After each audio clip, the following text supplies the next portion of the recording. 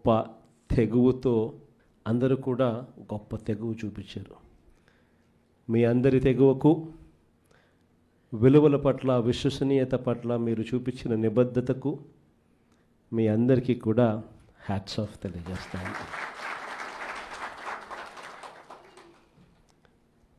మన రాజకీయాలకు, చంద్రబాబు రాజకీయాలకు మధ్య తేడా ఈ 12 నెలలు ఆయన పాలన చూస్తే చాలా తేడా కనిపిస్తుంది.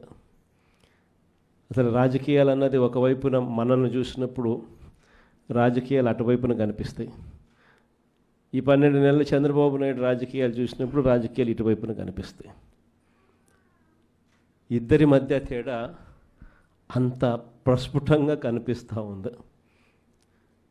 మనమేమో మన రాజకీయ జీవితం అంతా కూడా, మన ప్రస్థానం అంతా కూడా ఎప్పుడూ కూడా ప్రజలు మనకు అధికారం ఇస్తేనే మనం తీసుకున్నాం. దొడ్డిదారిన, వెన్నుపోట్లతోనూ మోసాలు చేసి ఏ రోజు కూడా మనం రాజకీయాలు చేయలేదు. మరోవైపున చంద్రబాబు నాయుడు చూస్తే ఆయన ప్రస్థానం అంతా కూడా స్టార్టింగే వెన్నుపోట్లతోనే స్టార్టింగ్. అక్కడి నుంచి మొదలు పెడితే ఆయన ప్రస్థానం సొంత కూతుర్నిచ్చిన మామను ఎన్టీ రామారావు గారిని వెన్నుపోటు పడడం దగ్గర నుంచి మొదలు పెడితే, ఆ తర్వాత అధికారం కోసం ప్రజలను ఒకసారి కాదు, 2 సార్లు కాదు, ఎప్పుడూ ఆయన జీవితం అంతా కూడా ప్రజలను కూడా వెన్నుపోట్లు పొడుస్తూనే ఆయన రాజకీయాలు సాగిస్తూ వచ్చాడు. ఆశ్చర్యం కలిగించే విధంగా ఇద్దరి మధ్య తేడా కనిపిస్తుంది. కుప్పం మున్సిపాలిటీ నిజంగా ఆశ్చర్యం కలిగించే మున్సిపాలిటీ.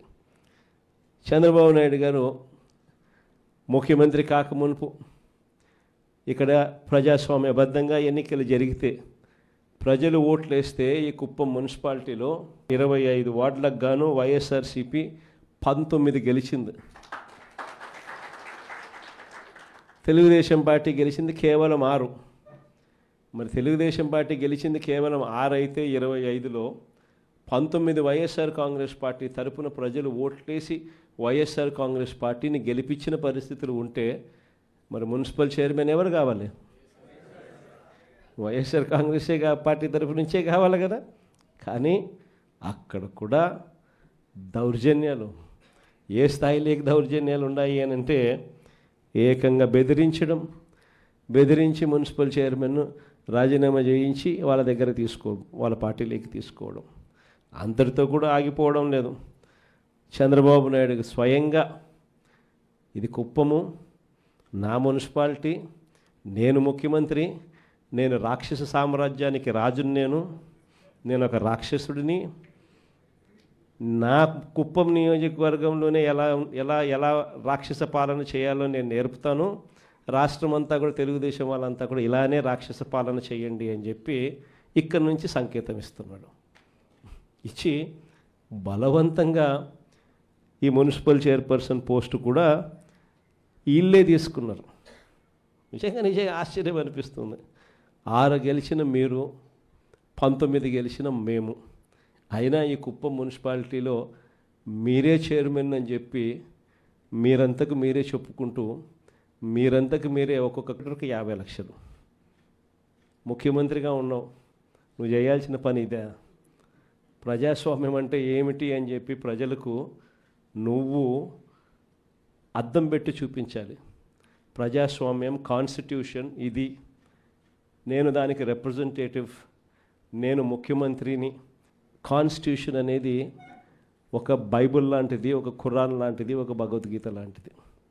ప్రతి రాజకీయ నాయకుడు ప్రమాణం చేసేటప్పుడు కూడా చెప్తాడు, కాన్స్టిట్యూషన్కి నేను లోబడి ఉంటాను అని కూడా ప్రమాణం చేసి కూడా చెప్తారు. కానీ ముఖ్యమంత్రి అయిన తర్వాత ఆయనే దగ్గరుండి కాన్స్టిట్యూషన్ను తగలబెడతా ఉన్నాడు. కుప్పం నియోజకవర్గంలో స్వయంగా ఆయనే తప్పుడు సంకేతాలను రాష్ట్ర వ్యాప్తంగా కూడా పంపిస్తూ 19 కౌన్సిలర్లు మనం గెలిచినా కూడా ప్రలోభాలకు, పోలీసుల దౌర్జన్యానికి నిదర్శనంగా నిలబడింది కుప్పం నియోజకవర్గం.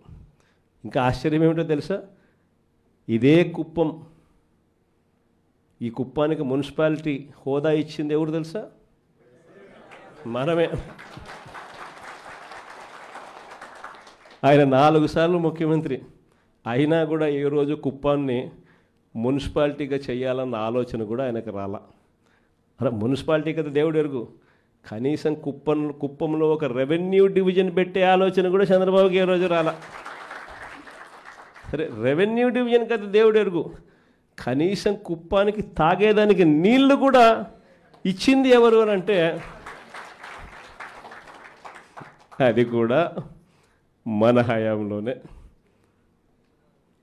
అలాంటి కుప్పంలో ఇలాంటి చంద్రబాబు నాయుడు రాక్షస పాలన చేస్తున్న నేపథ్యంలో ఈరోజు మనమంతా కూడా తెగువ చూపించి గట్టిగా నిలబడిన ఎంపీటీసీలు, కౌన్సిలర్లకు మీ అందరికీ కూడా అందుకనే హ్యాట్స్ ఆఫ్ చెప్తాను. విశాఖపట్నం లాంటి పెద్ద నగరాల్లో ఏం చేస్తూ ఉన్నారు? రూపాయికి ఇడ్లీ వస్తుందో లేదో నాకు తెలియదు, కానీ రూపాయికి చంద్రబాబు నాయుడు గారి హయాంలో తన బినామీలకు మాత్రం 3,000 కోట్ల రూపాయల భూములు మాత్రం ఇస్తారు. రూపాయి పెట్టుబడి పెడితే 3,000 కోట్ల భూములు. ఊరు పేరు లేని ఉర్సా అంట, ఇంకొక కంపెనీ లూలు అంట, లూలులు లిల్లీలు. ఈ కంపెనీలకు మరో 1,500 నుంచి 2,000 కోట్లు విలువ చేసే భూమి విశాఖపట్నంలో వాళ్ళకు కూడా దారాదత్తం. ఈ మాదిరిగా ఇష్టానుసారంగా లంచాలు తీసుకోవడం, నాకింత నీకింత అని పంచుకునే కార్యక్రమం జరుగుతూ ఉంది.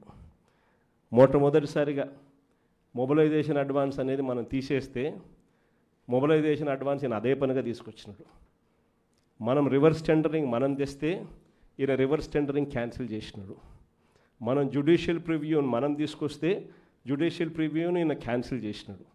చేసి కాంట్రాక్టర్లు రింగ్ ఫామ్ అవుతున్నారు, ఇష్టం వచ్చిన రేట్లను పెంచేస్తున్నారు, పెంచిన రేట్లకు వేస్తున్నారు.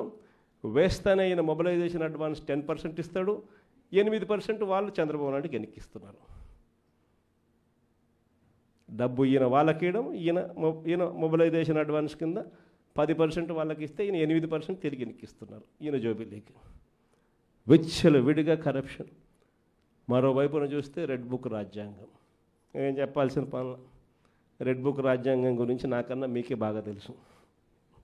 ఏ రకంగా పోలీసులను వాచ్మెన్ల కన్నా దారుణంగా వాడుకుంటూ ఏ రకంగా రెడ్ బుక్ రాజ్యాంగం నడిపిస్తూ ఉన్నారు. ఇంతటి దారుణమైన పాలన సాగిస్తూ ఉన్నప్పుడు ఇలాంటి దుర్మార్గం ఎక్కువ రోజు నిలబడదు. ఈరోజు ఒకటే మీ అందరికీ కూడా చెప్తా ఉన్నా, ఇంతకుముందు హయాంలో, మన హయాంలో బహుశా కార్యకర్తలకు నేను అనుకున్న మేరకు నేను చేయలేకపోయి ఉండొచ్చు. ఎందుకంటే నేను వస్తూనే కోవిడ్ వచ్చింది. జూన్లో ప్రమాణ స్వీకారం మనం చేసాం. మార్చ్ కల్లా కోవిడ్ లాంటి మహమ్మారిని ఎదుర్కోవాల్సి వచ్చింది.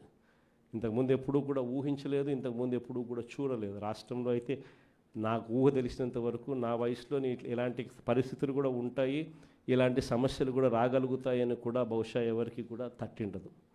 కానీ ఈసారి మాత్రం మీ అందరికీ చెప్తా ఉన్నా, ఈసారి మీ జగన్, మీ బిడ్డ మీరు పడతా ఉన్న కష్టాలను చూశాడు, మీరు చూపిస్తూ ఉన్న తెగువను కూడా మీ బిడ్డ జగన్ చూశాడు. మీ అందరికీ మాట చెప్తా ఉన్నా, నెక్స్ట్ జగన్ 2లో మాత్రం కార్యకర్తలకు పెద్దపీట వేస్తాను అని మాత్రం ఖచ్చితంగా చెప్తాను. రాష్ట్రంలో ఇవాళ పరిస్థితులు ఎలా ఉన్నాయి అన్న సంగతి